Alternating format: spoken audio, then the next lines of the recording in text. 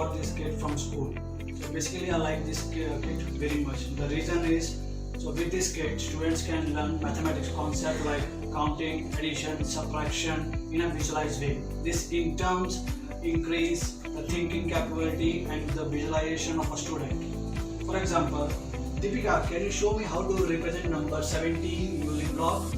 First you need 10 block and 5 block. Okay. And 2 ones block.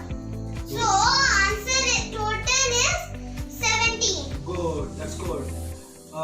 Can you show me how to compare two numbers? First you need 6. First you need 4 and keep 6. Okay. And take the 6 number and keep it under the 6. And take 4 number and keep it under the 4. So the greatest number is 6. That's good. So friends, I feel that here the student is really enjoying by doing the mathematical concept. So I like this kit very much. Thank you.